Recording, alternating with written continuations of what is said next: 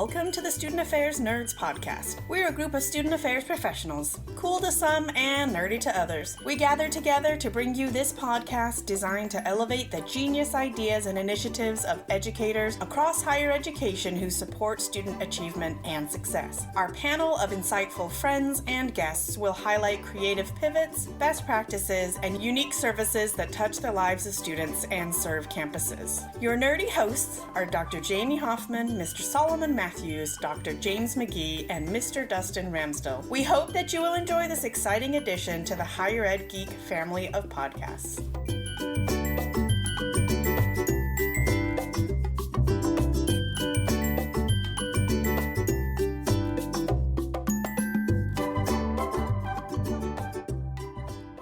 Right, we are here. It is March 2021. I feel like we have to keep kind of like putting a little bit of a timestamp since things are always changing. But this time of year is typically always a job searching time of year, whether folks are graduating from programs or just heading to the end of an academic year, looking to what's ahead. Felt like a good time to talk through things a little bit more just generally of like job searching tips from I know we have a really diverse set of experiences and things here, so really excited to dig in. So we have sets of questions. We'll go through everybody as we always do, just have a good conversation. And we will start just obviously, why someone would be beginning a job search is that if you're in a position, you're determining, okay, maybe it's time to go. There's some sort of push or pull kind of factor going on there. So we're starting with that. How do you determine when it is time to go, when it is time to get a job search started?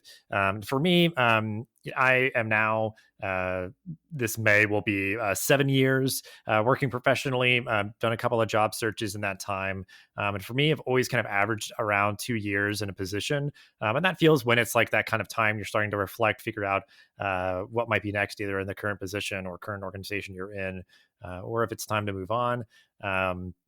And, for me, it's been those times when I can't really figure out a path forward, more toward what I'm looking for. Sometimes I've been actively trying to figure out promotions, lateral moves, or different things like that. And it's not been working, or there's just literally no opportunities that exist at institutions, which I know is sometimes a common occurrence for college and universities and everything. But I don't know. And sometimes it's just that emotional piece. If you're feeling like your heart isn't in it, like the bad parts outweigh the good, you've kind of, I guess, lost some patience with those pieces. If it's like, recurrent things that you have to do.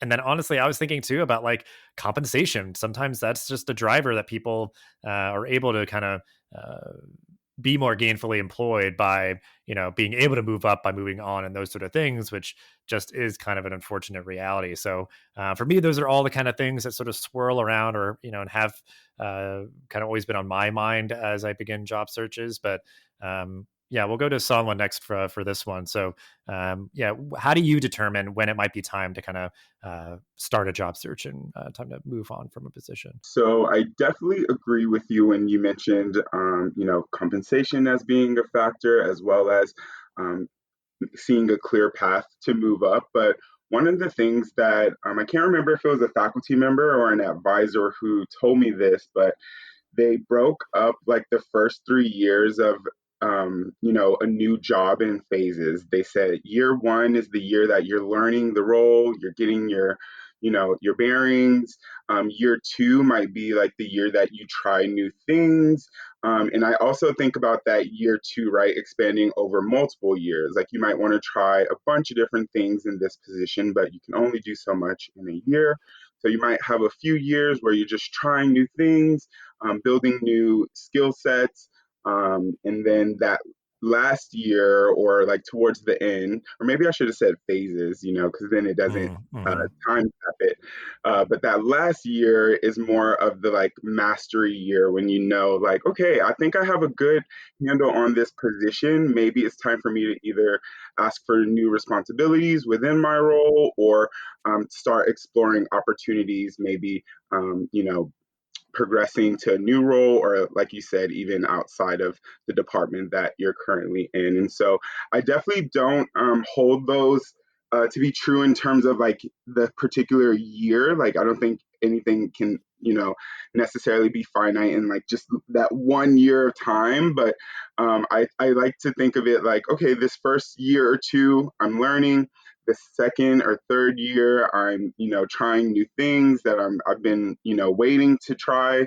And then once I'm feeling like I've learned as much as I can learn, then I think it's time for me to move on. But for me personally, it actually hasn't happened that way. It's been like these out of the blue opportunities that kind of snap you out of what you're doing and make you think and reassess like what it is that you're looking for in the moment and in your position, and kind of going from there. So that's been my experience kind of, and I'm still only in my first 4 years of my career. So it's been interesting for sure. I can't wait to hear what Jamie has to say on this. So I'm going to pass it on over. This is definitely an interesting topic, I think, and it is interesting because I think each of us do have our own lenses on it. So I want to say that first of all, the time that you shouldn't really leave or look to leave is when you're super desperate. I mean, obviously, if you need to, you need to, and you're super sad or frustrated, etc. But I would encourage folks to really be thinking about this pathway and opportunities before they reach a point that they just need to go, because that's when they tend to make decisions that may be out of desperation that aren't necessarily going to land them in something that's the best fit. I do know that I've made that mistake myself, and so I've really tried to work on that and to really think ahead about what I want my steps to be. The other thing that has been a big lesson for me is, and I think early on in my career I did this more so, but it's important to kind of craft out what you think your career trajectory might be and where you might want to go. But don't get so stuck on that you become blind to great opportunities that may come your way. I know even for me, I have had experiences where I've hemmed and hawed over a really amazing opportunity, like a big, huge, wide door open in front of me. And all I need to do is step through it. But I'm like, well, I'm not sure because I was going to stay in student affairs forever. Should I really take this faculty role or whatever it is, right? So I think sometimes we build our identity so closely around this career path that we craft that we miss potentially really great pivots or other opportunities we can make. So I'd then also say that we have to make sure we don't let fear stop us, fear of change. We often will get comfortable in a role and we're missing signs of like, I'm actually really not passionate about this. So like Dustin mentioned this, like if your heart's not in it, I think you can get comfortable in an organization or a university for a variety of reasons. You love the students, or I don't make the list. And so it's that comfort that has you stay, when in reality there could be things that are clear elements that make it not a good fit for you anymore.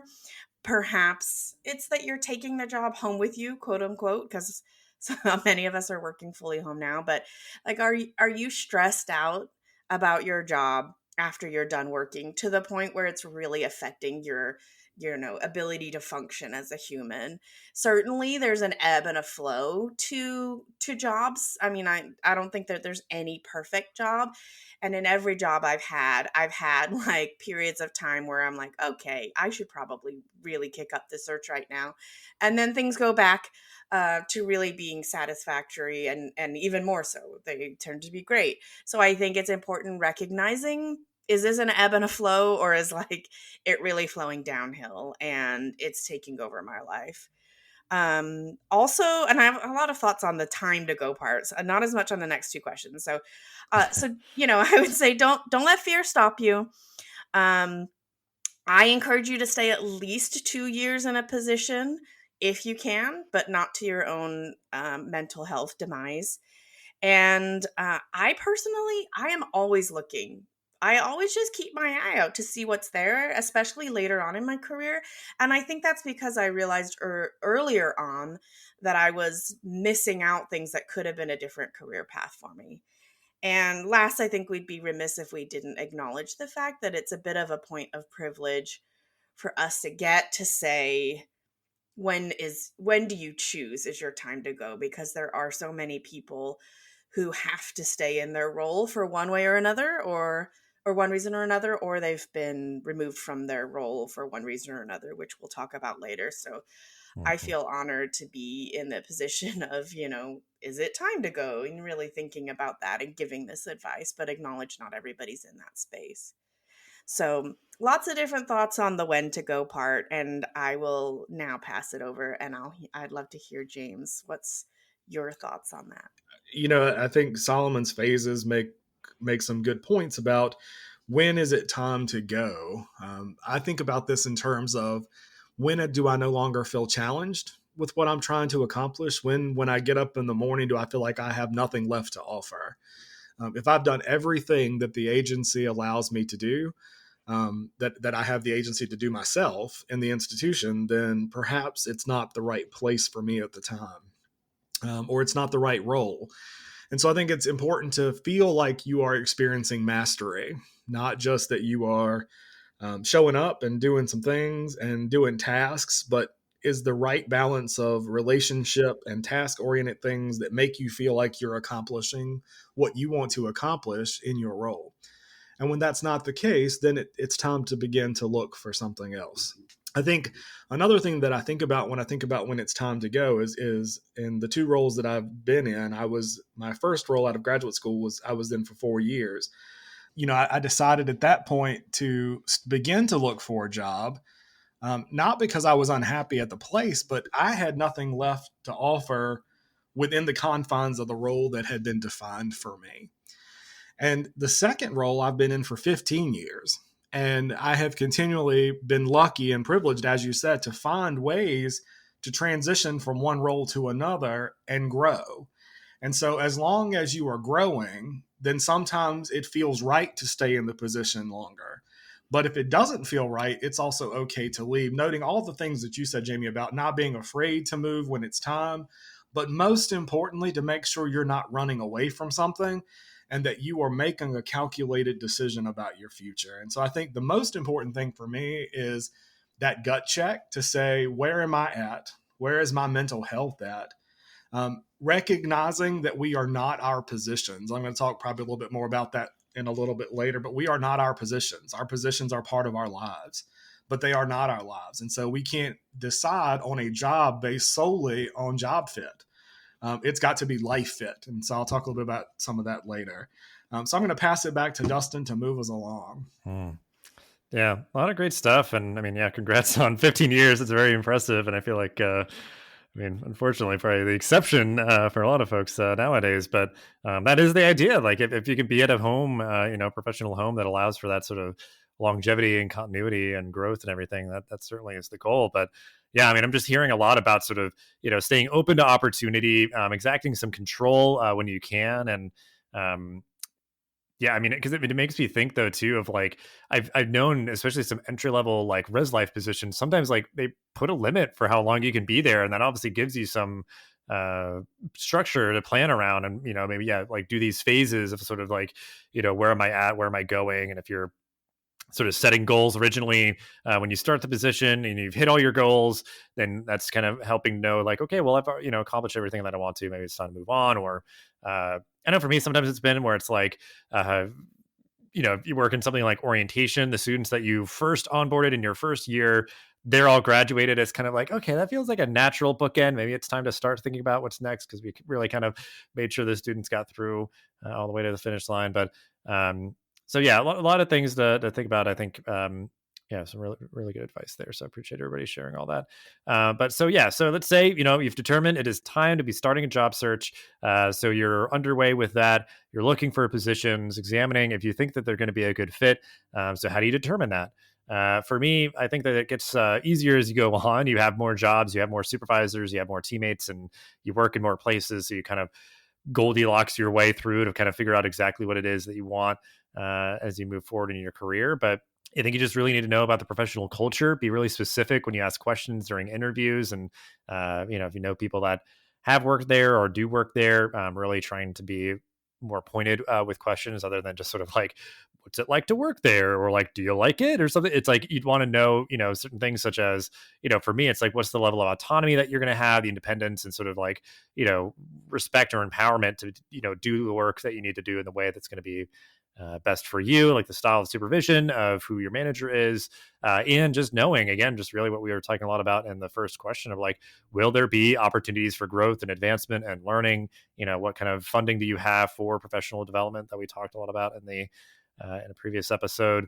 And then, like, is it an organization or an institution or anything that is growing? Do you see that there are a lot of people who move up or are able to kind of move around as they have a firmer focus of the type of experience that they want? So those are kind of things that I think are important to ask, specific questions about and really try to determine so you have a good idea of like, is this kind of culture, this kind of organization, what I want to work in? Because I think, typically it's easier, like you're saying, James, to like know, like, okay, I can see the duties of this job. This feels right. But then there's kind of all of those sort of surrounding factors that go into determining a good fit. So I'm sure we're going to hear a lot more about things that are top of mind for folks here. So we will go around the horn again. Solomon, if you want to take this one next, we will go from there. Absolutely. And I have to say, I love that Goldilocks reference because I do feel like, as you go each year, you do find the system that works for you to find that kind of just right opportunity. But when I think about fit, I think about a few different elements. The first being the job description. It's not very often that I apply for jobs that I don't feel qualified for. So that sense of confidence that comes from reading what they're looking for and me feeling that I'm a good fit for that opportunity is so important to me. I think I have considered jobs that, I wasn't qualified for to the T, but I have to have some kind of confidence in what I bring to that position to even begin the application. So I definitely, do my due justice of like reading through, trying to even read in between the lines of like what certain things could mean. And so I think that's, the first element that's important for me. Secondly, is if I have access to learn more about the team culture, I think how the team, like the immediate team, right? So not like the larger division, but like the set of people that I'm going to be working with day in and day out. What's the culture there? What is the expectation for work-life balance? All of these other things that play into our day-to-day work really is important for me in terms of fit before I say, yes, I'm going to stay here and stay here for some years, right? I want to make sure that it's a place that will allow me to maintain a healthy balance of, both work and my personal interests, and also an environment that doesn't lean itself to really pushing yourself beyond your limits in a negative way, right? Of course, I want to be pushed to like succeed and reach new skills and reach new goals, and but I don't want to be stressed out. I don't want to be working, burning the midnight oil, or working on weekends. So that fit is also very important to me, and that's not something that you find in the job description. It takes a little bit of digging, and then kind of going from there, the divisional culture or organizational culture is also really important to me because that informs how we are expected to talk about current events in the workplace and what's happening in our nation and how it's impacting our students. And sometimes that fit can really, really impact, you like, and it's interesting because it's not so much of an impact of the day-to-day duties, but it's in these really difficult moments that we experience, when we see tragic things happen in the country that you find, oh, I really don't have that space, or there's no one modeling these conversations for me in this, in this division. And so I think that has kind of been a new lens that I'm looking for in determining fit moving forward. I don't know how I'm going to gauge that or find out. But I think it's going to definitely require, some self motivation, some research, maybe reaching out to folks in similar positions before going in for an interview, and really just seeing what information you can get your hands on about that position. So those are some of the things that I think about in determining fit. I'm going to go ahead and pass it on over to Jamie. All right. I'll share my thoughts, but I do want to comment on something that you said, Solomon. And that's that as someone that's been a hiring manager for a lot of searches, I've been learning recently that typically folks from historically marginalized backgrounds or women will not apply for a job if they don't feel qualified, versus white men will tend to just throw their name in the hat regardless. So it's an interesting, variable there, as far as, maybe we want to push ourselves to see the potential in a position from the job description, but not make the decision on your own capability until you really have learned more about it, and or let the hiring manager make that decision. Because I think what we're seeing in the research anyway is people are counting themselves out before really getting the chance to be considered. And as hiring managers, we've been looking at, really trying to make sure that you make the requirements for a job shorter, so that it doesn't look super intimidating to folks that normally would be in these buckets and would say, no, no, no, I don't qualify. So we're really working on being strategic about what we do put on there for that reason. So anyway, that was kind of something to think about. No, thanks for sharing that, Jamie. As for me, I think the best time to really think about what the fit is for a job is in your current job. I think that's the time that you should really be doing self-discovery and understanding what your non-negotiables are and what are the things that you do really enjoy that you would like to have in a position. I think we will often spend time on the back end when you are job searching doing all of that, but if you really sit in your current day-to-day work and say, okay, how do I want to spend my day? At the end of a day of work, do I feel like I've really generated energy from my work? Or what parts of what I did today really made me feel satisfied? And what are the parts that were really not as satisfying or even frustrating? And I found that having a professional coach walk you through these kinds of things is really helpful. I did that recently myself to just start thinking about, like, what would that next step look like? And she didn't coach me through, like, here's what the position would be, but it was more like, here are the variables that would make a position look like a good fit for you. And what that does include for me are things like, how do I spend my days? And my background is different because I ended up in a position that I thought was, I had put it on a pedestal. That was actually ironically how I met Solomon and James. I was a full-time faculty member, and since I got my master's in student affairs, I thought that is a dream job. And then when I was offered the position at USC, I am a first generation college student, and it was just totally unbelievable to me. And I was so thrilled to have it. And what I didn't expect was just that, I didn't really ask faculty, so how do you spend your days? And the reality was, faculty members, or at least, how my role was, I guess I can't speak for all, but you spend a lot of time on your own reading and grading. And I like those activities, but the predominance of time spent doing that really didn't outweigh in the end the joy that I actually derived from obviously working with students like Solomon and James, but also just like being in meetings and strategizing on best practices and the like. I was on some meetings as a faculty member, but not a ton. So that's an important thing. How do you want to spend your days? Also, like, what do you want your days to look like? Do you really want to be stuck in an office from 9 to 5? That was a big reason why I made a career pivot myself, out of student affairs, because I had my first daughter, and there wasn't at the time flexibility with my role, even though the students I worked with were mostly active in the evenings. So there wasn't just time flexibility given there.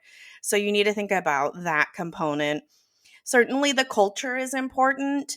I like to be able to make sure that I'm somewhere that is an innovative space. I like to be able to feel like I can practice radical candor, where I can give caring, direct feedback about a project or even about people, and know that it's coming from a good place because we're all driving toward excellence. And that's not always something that I have experienced being a welcome thing, especially at universities. I was recently recruited for a job, and I actually asked the political leaning of the company. And that's kind of to go back to what Solomon was talking about. Like I have to work somewhere that really does believe in diversity, equity, inclusion, and puts active, efforts toward achieving that. Also, I personally want to work remotely, so that's a thing. My ideal scenario would be to be remote with 2 days a week in an office, because I do like that physical connection, but that's not currently the status of my role, and that's okay. And Dustin mentioned this, but supervisor's number one to me. Same thing about recently, the different job I was recruited for. I spent 5 minutes into the interview with the hiring manager and immediately knew that that was not going to be a fit for me. So we have to prioritize that, because as much as they're interviewing us for a fit, we're interviewing them. And I need to feel like I'm going to be, supported, empowered, etc., to be able to be my best. But also, and this was kind of what I took from the interview, like I want to feel like they appreciate the fact that we bring our whole person to work. So there was a very, very, very serious tone to the interview, and I thought, no, I mean, I like to laugh. So anyway, those are my thoughts on deciding fit, and I think folks should really invest in doing that before they even really start a search. So James, what do you think? Yeah, so I think you folks have done a really good job of sort of talking about the position specifically. So I'm going to take a little bit of a different turn. I think it's important not to get enamored with a job description until you understand the community you be living in. A job can be a great thing. It can be great and challenging, but is that the community that you want to live in? So job, like I said, has to be part of our entire lives. It can't be our whole lives. And I say that because I have spent a lot of time with therapists learning not to make my job my entire life. And so I'm trying to give our listeners the benefit of the many years of work that I have done on my own self to say, when I'm looking for the next position that I fill, it has to be in a place that I want to be in, that I can build a life that excites me, not just in a job that excites me, but when I leave work, am I going to be excited about that place? So if you're someone who thrives in the city, then perhaps a rural area is not for you. If you're someone who enjoys a rural area, then perhaps the city is not where you want to be, even if the position that you're looking for is really incredible. And so perhaps those are, I think it goes back to some of the non-negotiables that you were talking about, Jamie, about things that people are willing to give up and not willing to give up. And I think it was really good advice to say you have to do that work before you apply. You want to be in the job process, giving your whole self to the interview process and learning about the organization in all the ways that you all talked about. But also you want to learn about where you're at. What do the people who live in that area, not just at the institution, but what do they value? Are you going to feel safe there? Are you going to feel welcomed and loved there, right? Like, do you have people in the area that you already know? Or are you up for an exciting adventure? And it can be a great adventure to go off and do those things. So I think you have to look at your whole life and make sure that the position fits in your life, not that you fit your life into the position. And I think that turn of phrase is really important for student affairs professionals, particularly because we so often, and I see my colleagues do it and I saw myself do it for years, pour ourselves into our work at the expense of our own mental health. And I think we need to be very, very cognizant of what we're also modeling for our students and modeling for our staffs. as a hiring person, as someone who has a staff, I have to be modeling good behavior for them. And that means giving everything I've got, but not giving all that I have and all that I am to the position. And so I think it's important as you begin to really look at the fit of the position in your life, not just yourself in the position. I think the advice you all gave about how to determine what that fit is for a position is incredible, but I just wanted to add that little piece there. And so I'm going to turn it back over to Dustin. Yeah. I mean, I think all really good stuff to consider. I feel like we gave a really good 360 view on how to make sure that you're, going into any offer that you might get for a position with like the most information that you can have to know that it's going to be a good fit for your kind of career aspirations and your life. And I think, yeah, it makes me think that it really just got in my head recently is like just so much, especially in American society, we equate our value with our economic output and everything. So it's just like our job is our identity, it's our life. It goes before all else and all that. And I think there's a little bit more awareness of that, a little bit more kind of erosion of that, thankfully, and it does seem, unfortunately, quite prevalent in this helping profession that folks really give it their all, because that is just can be fulfilling and nurturing in its own way, but can also have some harmful side effects for sure. So yeah, all really good stuff. I love all that we shared, but certainly people are operating in this space over the last year, experiencing furloughs, experiencing job loss. That's totally outside of their control and not what they expected.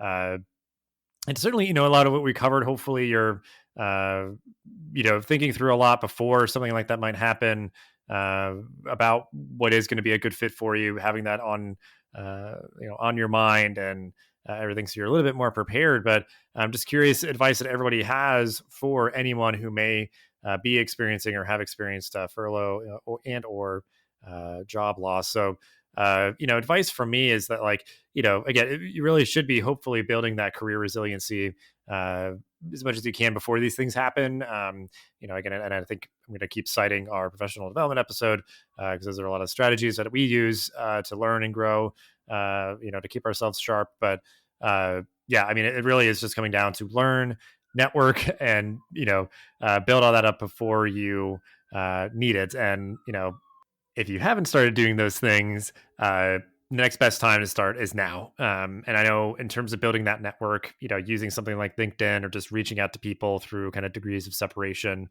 people in higher ed just always tend to be really generous with their time.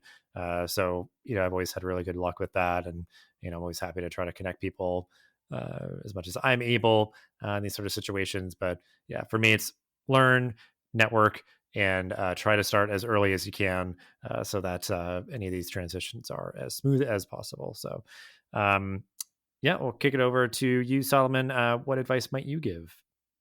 Yes, so I don't know if I have that much career advice here. I think I'm going to approach this from like a general life perspective. I think about layoffs and furloughs being something that's really out of our control of what we can do to prevent that from happening once we're already in a position.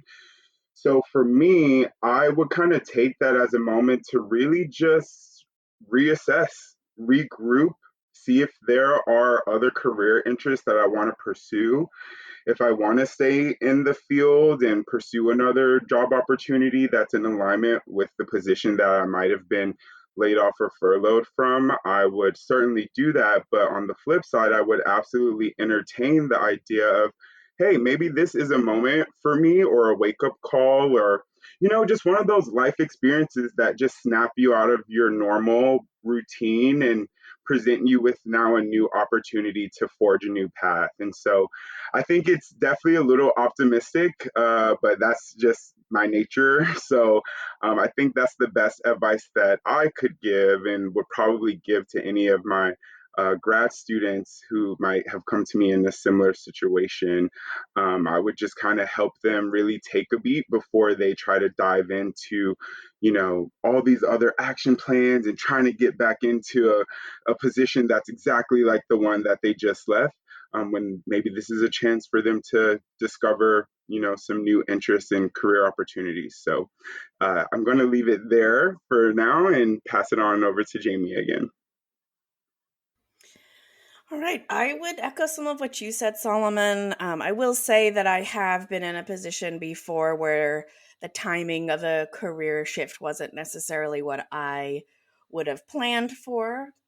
And and so the advice I would give is number one, just to stay positive. And I know that's easier said than done, but you know, we've invested our career, education, etc., and it will pay off even if you reach moments where it really doesn't seem like it will.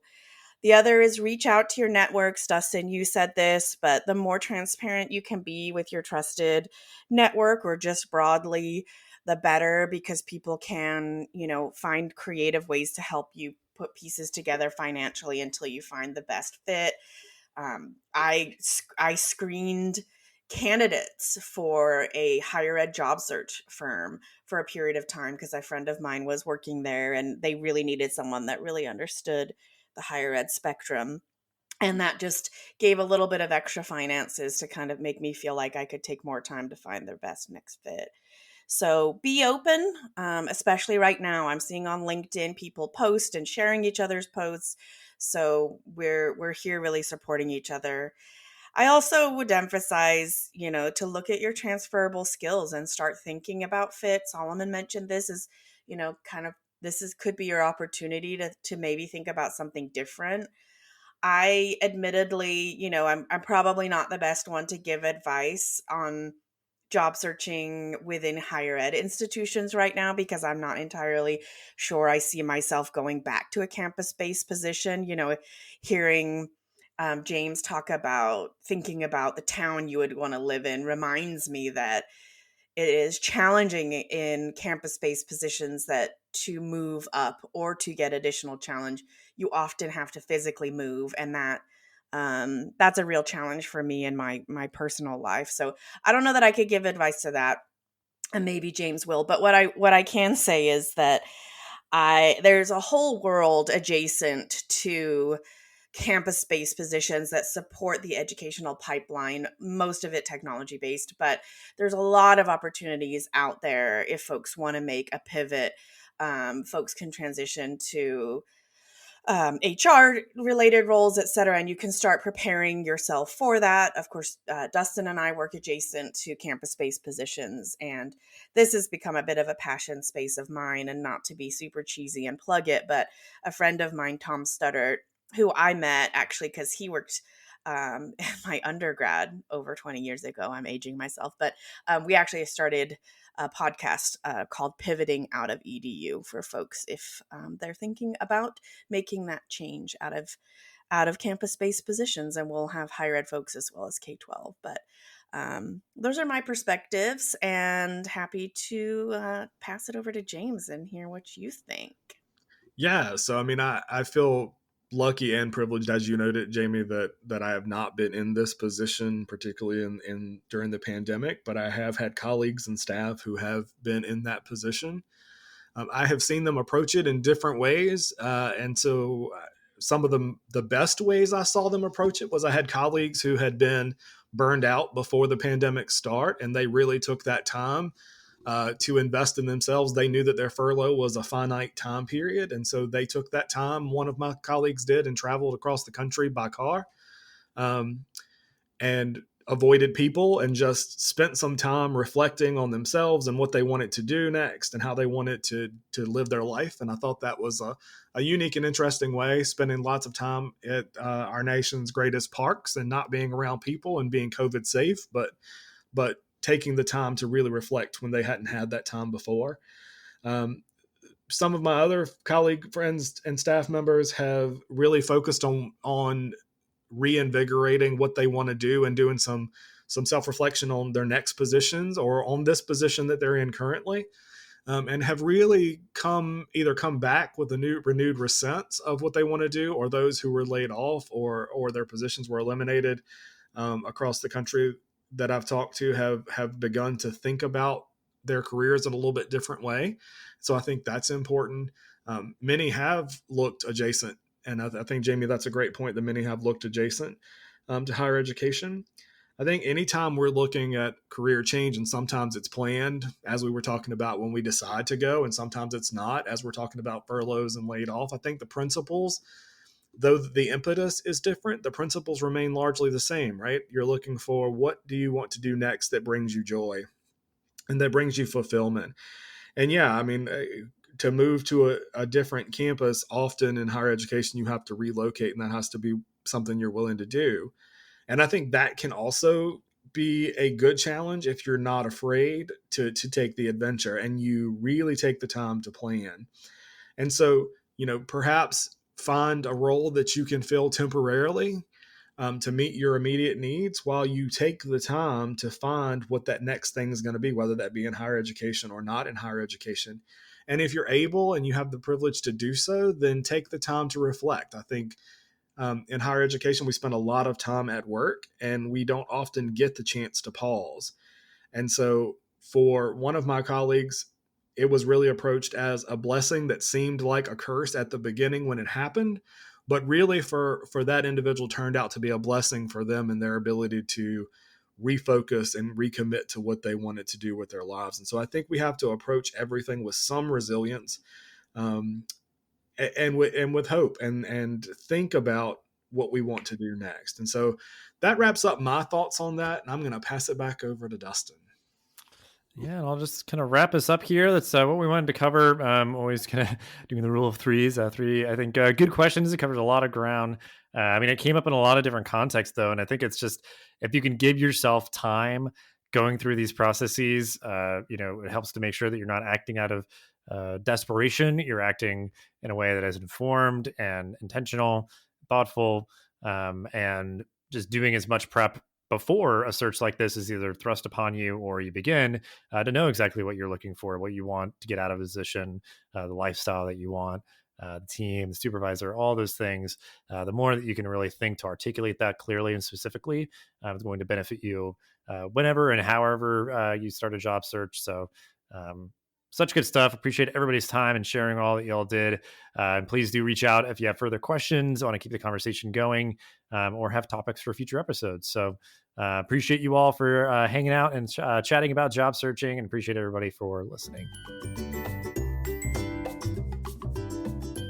Thanks for listening to the Student Affairs Nerds podcast. For more information about the show and hosts, visit our website at studentaffairsnerds.com. Follow us on Twitter or Facebook at SANerdsPod to get the most recent updates about our show. If you have a great idea for a show, we would love to hear it and we'd love to feature you. Send your show ideas to sanerdspodcast@gmail.com. And if you think our show is pretty great and totally nerdy, please leave us a review.